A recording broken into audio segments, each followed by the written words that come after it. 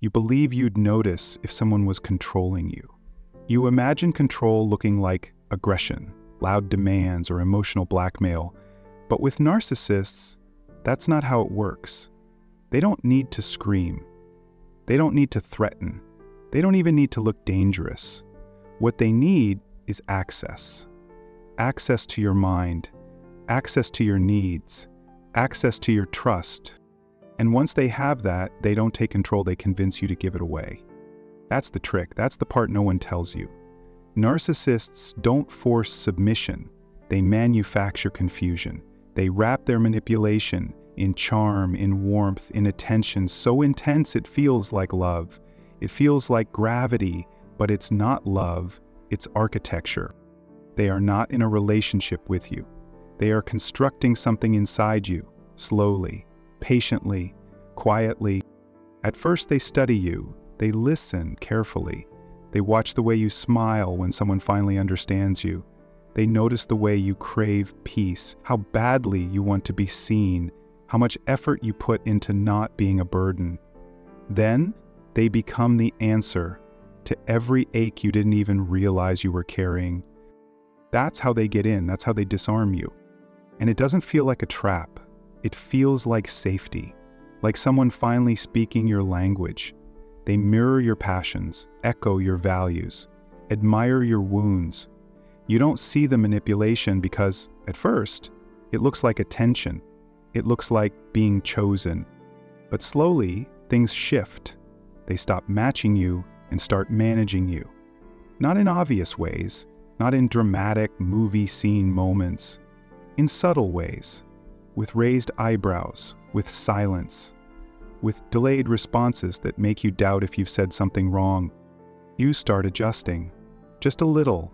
You reword your opinions. You hesitate before sharing joy. You downplay your needs, not because they told you to, but because something about the way they reacted made you feel off, unstable, like you're too much or not enough. And that, right there, is the beginning of control, when you start managing yourself to protect the connection. Narcissists don't use chains, they use your own mind. They ask you questions that sound innocent, but leave you spiraling for hours. They forget things they said and act like you're making it up. They compliment you one moment and withdraw the next, not because they're confused, but because you will spend all your energy trying to decode them and none left to listen to yourself. They turn you into an interpreter of their moods, a translator of their intentions. And once you're focused on them, you've forgotten you. Hugo taught us that power doesn't always operate through violence. Real power is more insidious. It makes you internalize the expectations. You no longer need to be told what to do. You monitor yourself. You question yourself. You regulate your own behavior to maintain the illusion of stability. That's what narcissists exploit. They create the illusion of a shared world, then quietly make you responsible for holding it together. You begin to apologize for things you didn't do. You thank them for crumbs of affection. You explain yourself endlessly. You soften your voice. You tiptoe. Not because you're afraid of punishment, but because you're afraid of disconnection. They don't need to scare you. They make you scared of being wrong. And once you're scared of being wrong, you become obedient. They twist reality slowly. They'll say something cruel, then laugh and say they were just joking. They'll accuse you of being too emotional, too dramatic, too sensitive. They don't attack you directly. They attack your grip on truth. And when you start to ask questions, when you try to call something out, they flip it. They make you feel like the aggressor.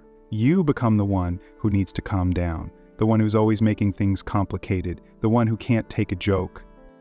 You find yourself explaining basic things, like why it hurt when they ignored you, why you need time to process, why you cried, why you were quiet.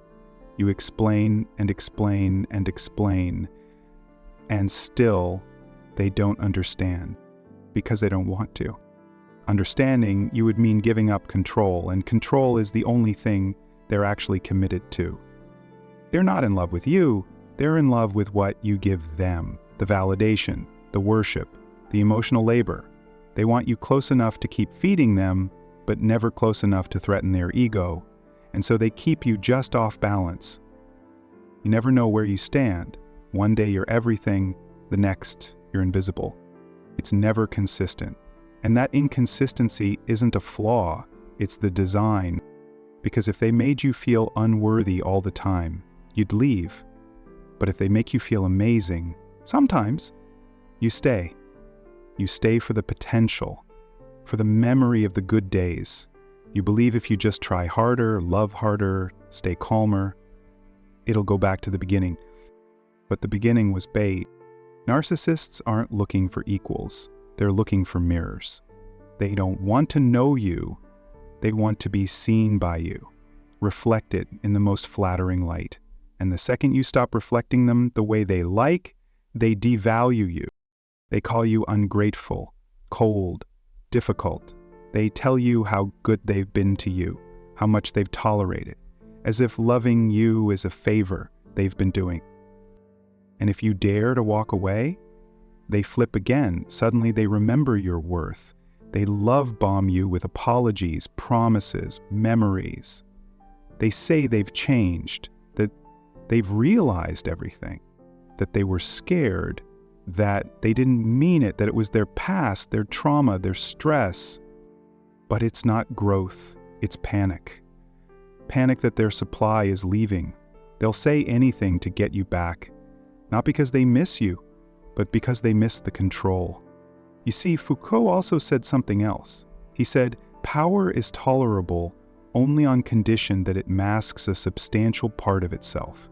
That's exactly what narcissists do.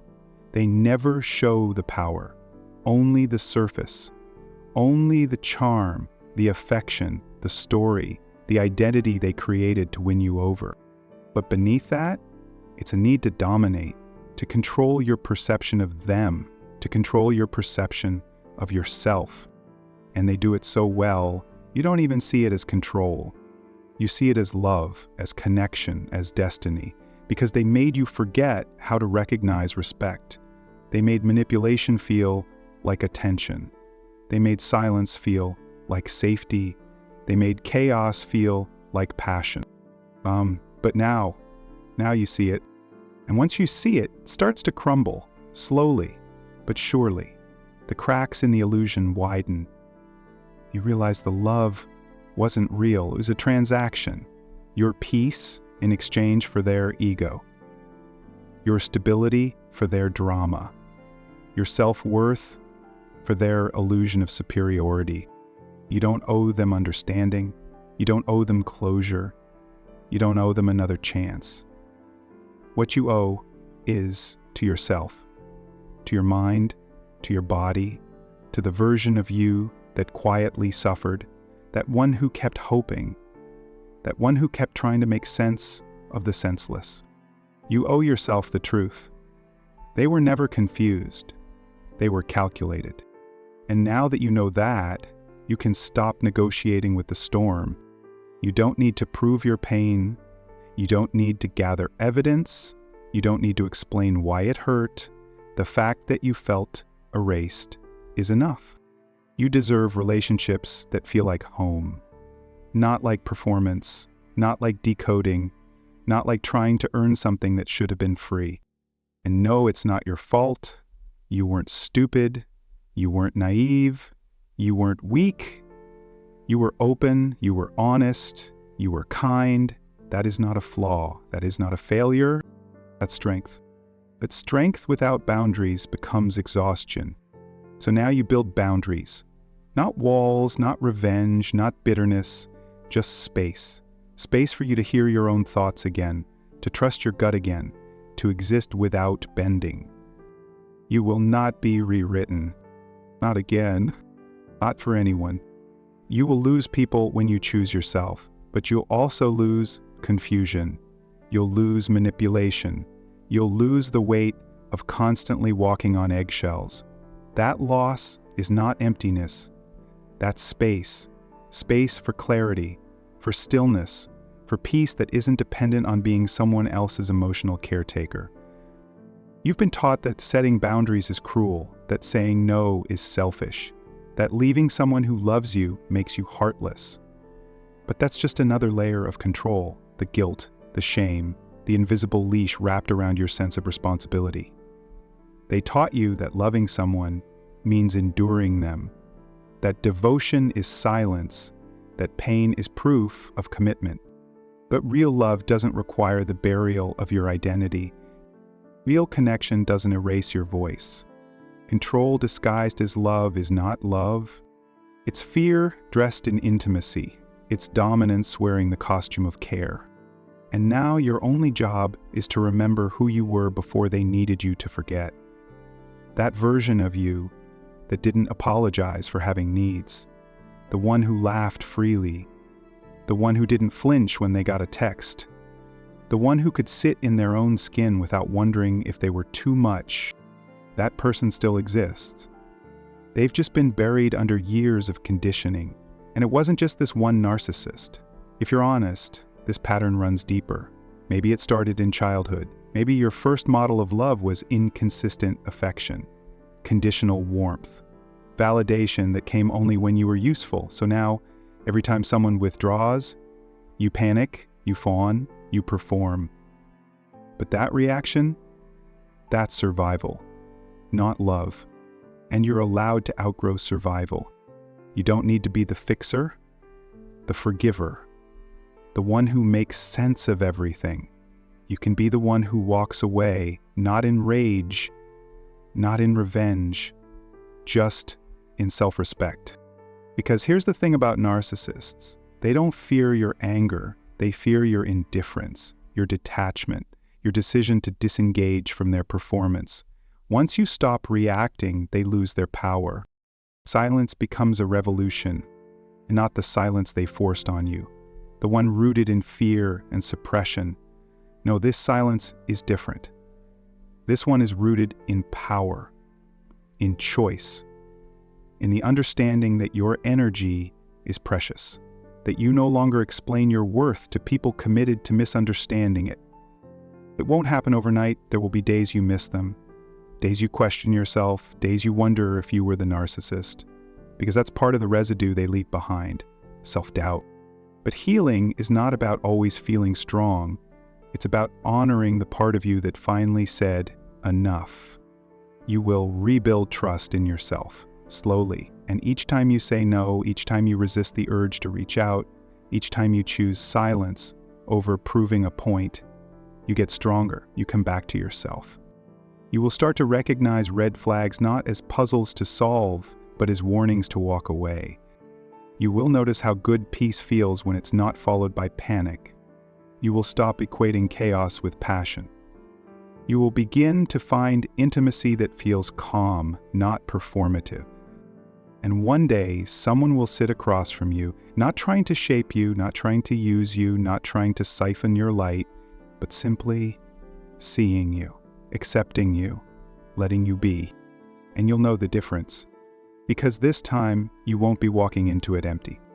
You'll be bringing a self you protected, a self you chose, a self you didn't abandon to be loved. That is the power they never wanted you to have. The freedom to love without losing yourself, to give without bleeding, to speak without trembling. They controlled you because they were terrified of your clarity. Because if you ever saw the truth, you'd stop feeding their illusion. You'd stop dancing in their theater. You'd walk out of the script they handed you and begin writing your own. And now you are, quietly, boldly, without needing applause. Because healing doesn't need an audience, just truth.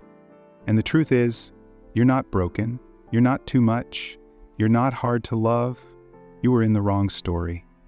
And you stayed too long because your heart was good.